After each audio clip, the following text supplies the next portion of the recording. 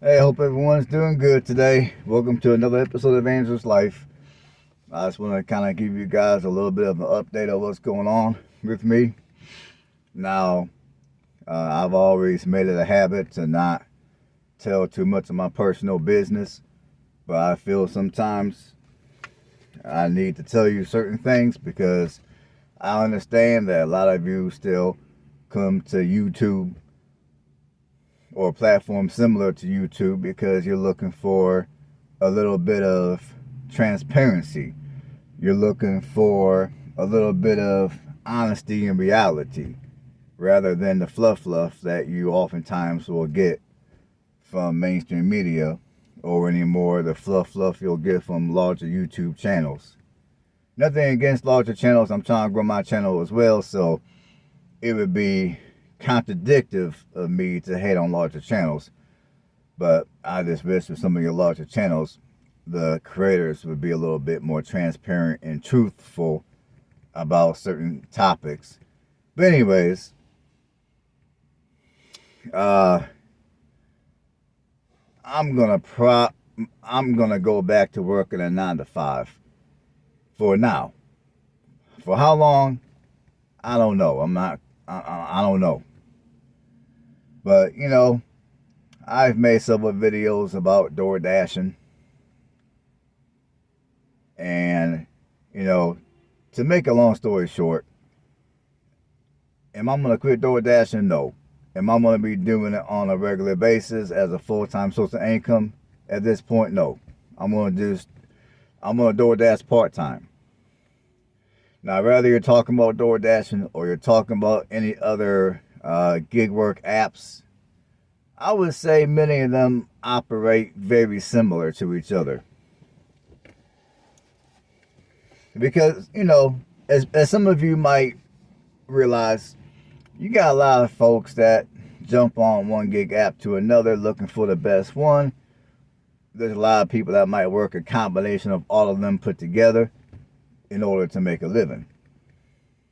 And like I told you guys before, I initially started doing DoorDash because I wanted to have the flexibility.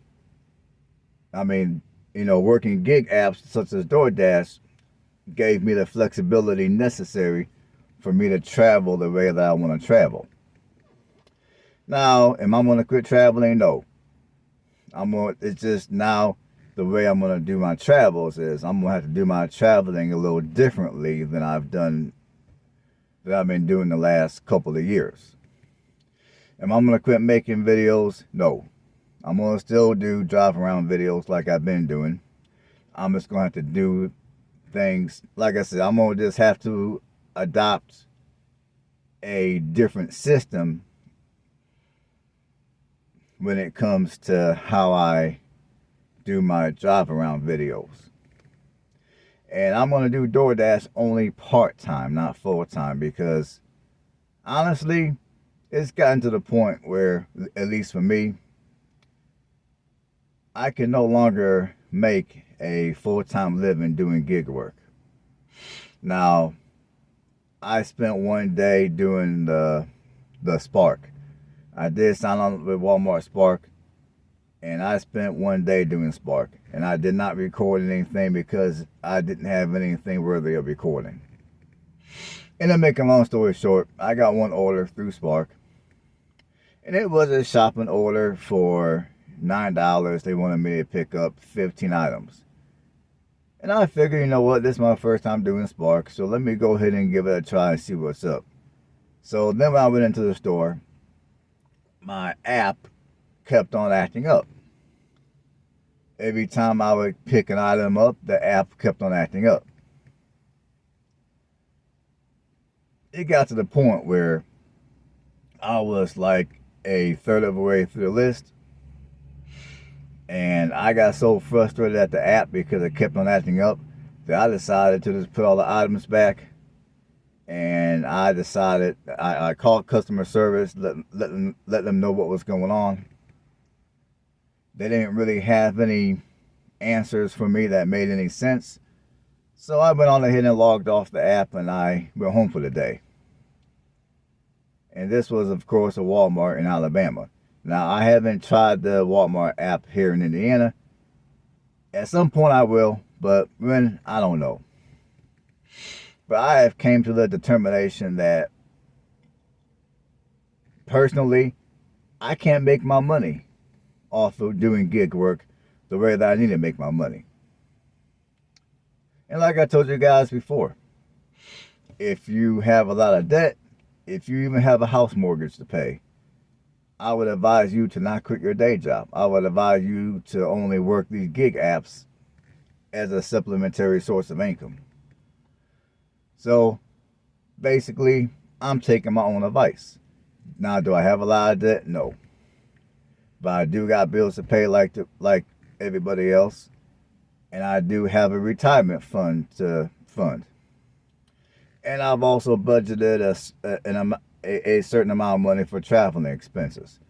And that money is getting a little on the low side. So, yeah, I need to get that money back up as well. So, with all that being said, I had a job interview the other day here in Indiana. Things went pretty well. However, I got another job interview down in Alabama, and I'm going to see what they got to say. And then after that interview, I'll come back and I'll let you guys know which way I chose to go and so on and so forth. But yes, I am going to go back to working a 9 to 5 because, unfortunately, I cannot make the money that I need to make just doing gig work. Now, obviously, I got my channel here, and thanks to you guys, the channel is growing. I'm making more money, but it's still not enough money to where I can focus on YouTube solely. I still have to have a additional source of income other than YouTube. Right now, that's my reality. I know some of you might think because someone's face is on YouTube, that person is probably making good money and that's probably all they do for a living. And although you do got YouTubers that are successful like that, right now, I'm not one of them. And in fact, there's a lot of us who do YouTube that work a 9 to 5 day job of some sort. There's a lot of us who do. It's just a reality. I was hoping to not have to go back to a day job. I was hoping to be able to do gig work. And then once my YouTube channel began to grow, I could start doing that full time and sooner or later drop doing gig work. But, with everything going on in terms of the recession getting worse, inflation, and the fact that many of these gig apps are, and there's a lot of people that have channels that specifically talk about gig apps that have hit on the fact that over time, many of these apps have reduced their pay, which is very true they've had. Because the kind of money that people were able to earn a couple of years ago working DoorDash, for an example, now you got people reporting that they're only making half of that money. They're doing the same amount of work, but they're making half the money. And I would say, even from my own experience, I started doing DoorDash heavily, I would say a little over a year ago. And the way things used to be then to how they are today, I would say even in that short time frame, things have changed and not for the better. Because nowadays when you do DoorDash, DoorDash has gotten real slick in terms of how they present an offer. Like a lot of times when they give you an offer, they're not going to just give you one offer. In many cases, like at least for me, they'll give you like an offer, and then that offer is going to involve you having to pick up and deliver for 2 customers. And you're thinking, okay, you're doing 2 orders and making good money. But then when everything is said and done, you done did 2 people. And in 2 people, and for those 2 orders, you may have made less than $9. So, yeah, I mean, at this point, I can no longer make a living doing gig work all by itself. Even with my YouTube channel, the gig work economy for me is not going to be enough for me to do what I need to do financially. So with my financial goals being what they are, at least for the time being, I'm going to go back and work a 9 to 5. Alright folks, I'll check you guys later, and I'll keep you guys posted on what's going on. Alright folks, have a good one.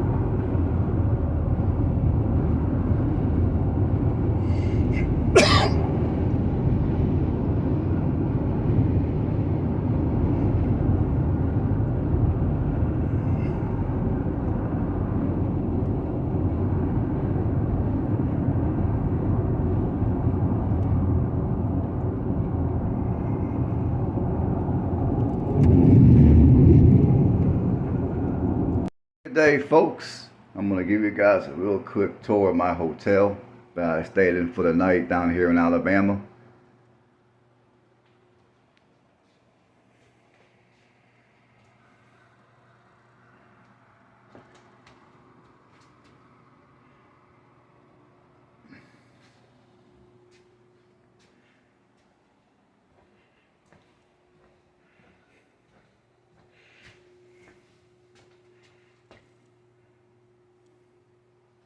Nothing special, nothing fancy.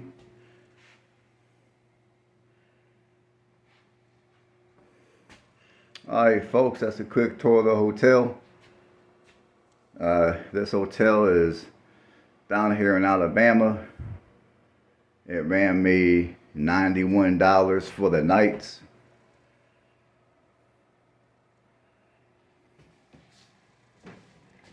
So I'll talk to you guys later. Hey, good day, folks. I just want to give you guys a update on how my job interview went down here in Alabama. Now, as some of you may be able to recognize by my background, I am back at my house down here in Alabama.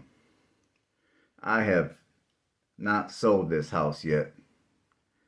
And I was hesitant on putting this house on the market and getting it sold. In fact, let me back up.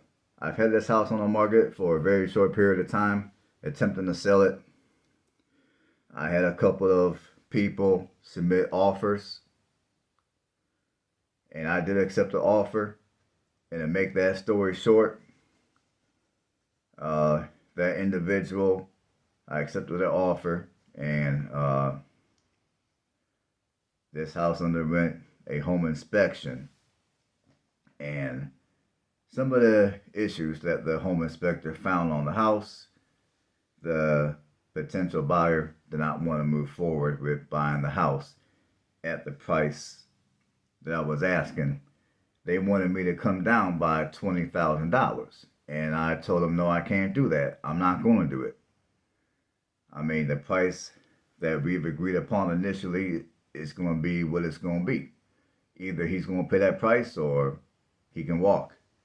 So obviously this individual walked. Because at the time, well, I don't know. I mean, I'm not going to lie to you people. I love this house. The area here is not bad. I like the fact that this house sits on almost an acre. However, I'm afraid I'm going to have to make some very hard decisions in order to put myself in a slightly better position financially moving forward. Now, now I'm not going to just give this house away.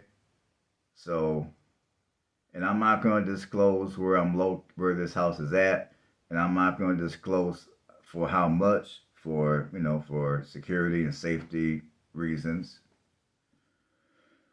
But yeah, I came back to this house to kind of check on everything. I mean, I do have people looking out after this house for me, during my absence. I do have cameras. I do have security systems in this house. And I'm able to monitor all that using my phone. It's set up like that. But anyways, rather to keep this house or to get rid of it, it's been a very hard choice for me. It's been a very emotional decision.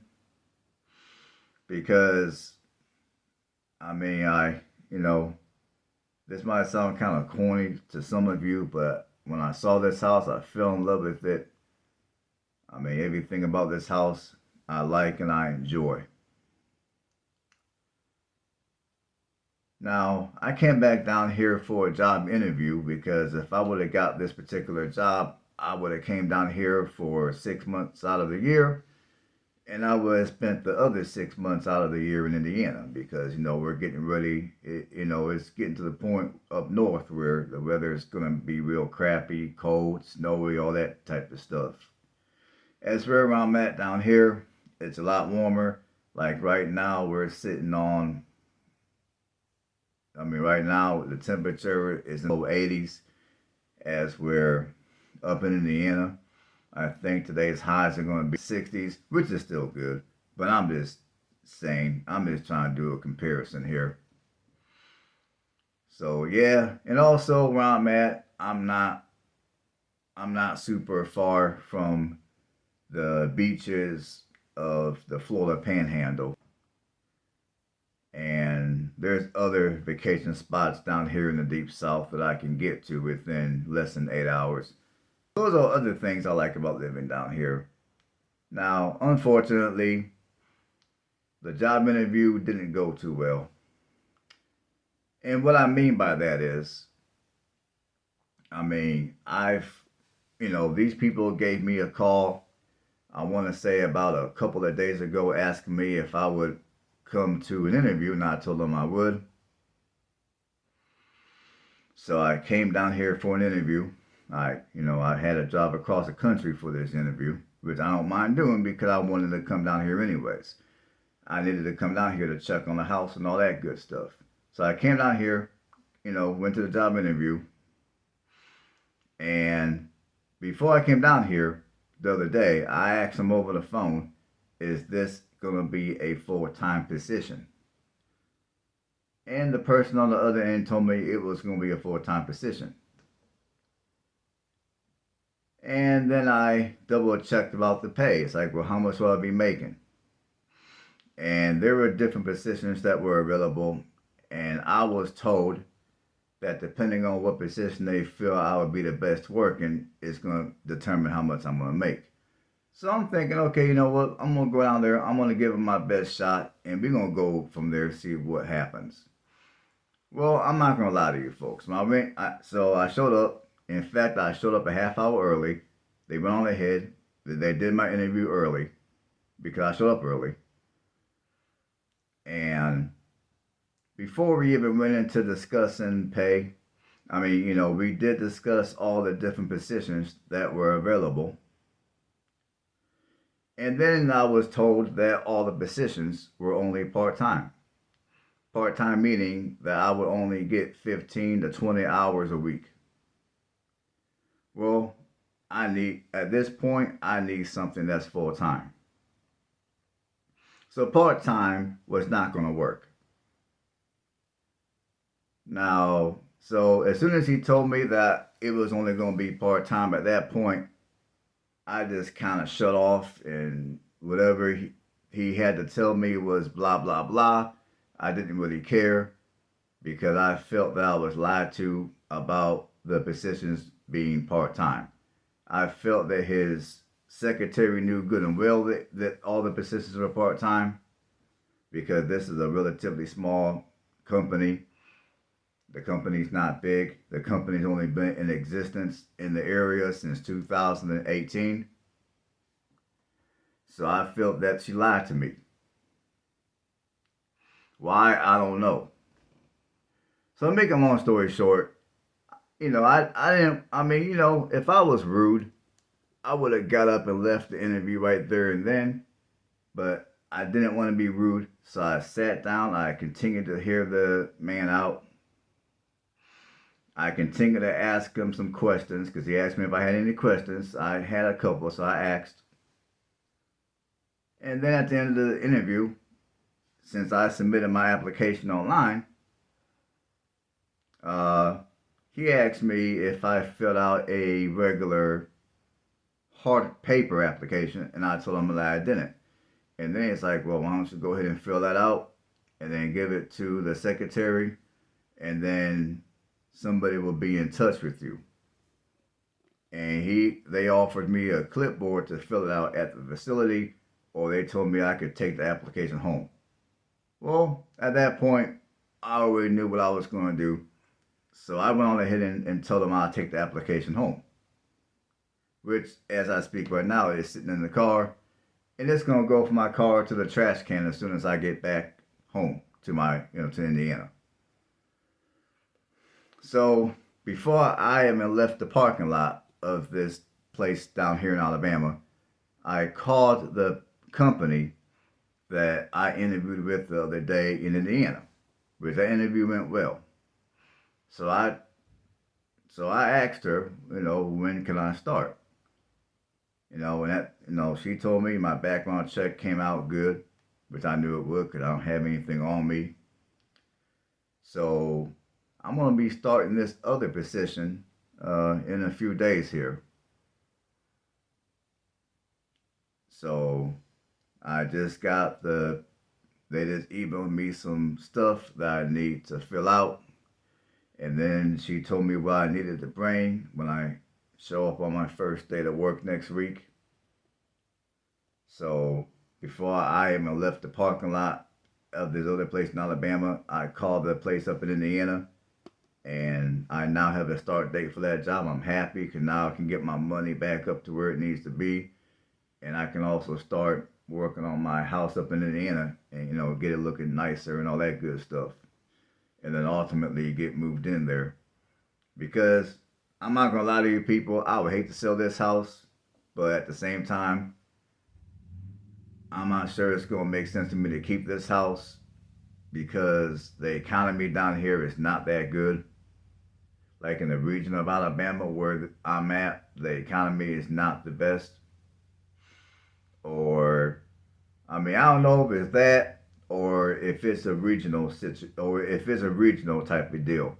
Like when they look at my applications and resumes, they can tell that I am not from Alabama. I am an outsider or an out of towner. Now, I've heard from certain people that in regions of Alabama, you do have employers that are real funny like that. Like if they realize that you're not from the general area, they're not going to want to hire you. Now, I don't know how true that is. Maybe somebody who's currently watching this can drop a comment below and let me know, let all of us know how true that is.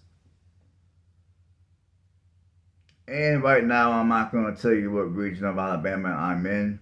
And again, that's for safety reasons.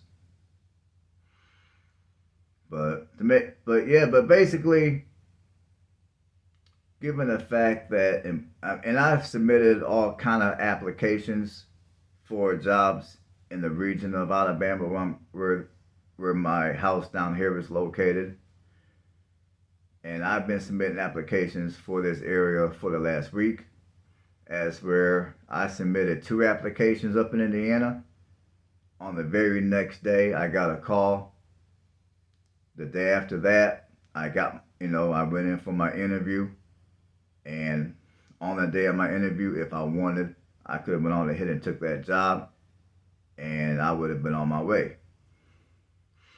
But I told them that I wanted to come down here and interview with these people here to see what they had to say. She okayed it, so I came down here and I did that. So, yeah, the interview down here was a complete waste of my time because all the positions available were only part-time. So, and on top of that, clearly the economy in the region of Indiana where my other house is located is a lot stronger than it is down here in Alabama.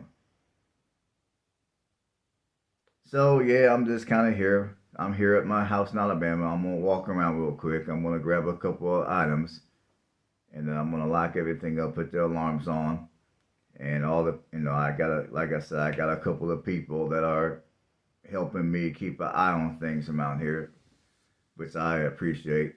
They know who they are. So yeah, it's an emotional day for me today. I mean, I'm still blessed and grateful to have a job and to be healthy. I mean, I need to lose some weight, yeah, I know, but I'm still grateful for all the blessings in my life. But as far as this house is concerned, the house I'm currently in right now, it's emotional. I don't want to get rid of it. I would like to keep it. I would like to think that things down the road will get better down here, and they might. But at the same time, I also want to be mindful of my finances. So I thought about putting this house back on the market, but for now, I'm probably going to just go back to Indiana and just stack my money and just kind of ponder different ideas and just go from there. And obviously, if you guys got anything that you feel might be helpful for people like myself, drop a comment below and I would appreciate it. And I thank every last one of you in advance. I also thank every last one of you for tuning in and watching this long ass video. Alright folks, I'm checking out. Stay blessed.